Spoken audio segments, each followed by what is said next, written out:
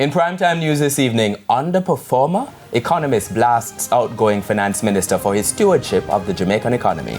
Prime Minister says sound fiscal policies will continue after Dr. Nigel Clark leaves. And student dead in suspected shark attack in Falmouth. Good evening and welcome to Primetime News on air and online at onespotmedia.com. I'm Archibald Gordon. And I am Andrea Chisholm with a preview of what's to come in business news. Here's Javon Keys. Well, Andrea, the Jamaica Bankers Association, JBA, says it's in support of the BOJ's decision to lower the policy interest rate. I'll have that. Plus, what's the expectation of Dr. Nigel Clark in the first 90 days of his tenure at the IMF? Well, the managing director tells us later on. Thank you, Keys. And Jordan Ford has a preview of what's coming up in Primetime Sports. It's athletics.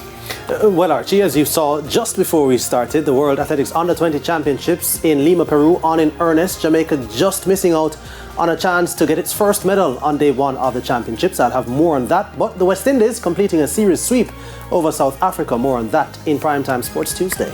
Cricket in the big show. Oh, yes. And there is also sports commentary, E-Prime, and weather in this newscast. But before the break, the feedback question. Well, this evening we're asking, what has been your greatest challenge so far as you prepare for the reopening of school? Share comments online, facebook.com/television Jamaica, and post on X at TVJ News Center. Stay with us, the news in detail right after the break.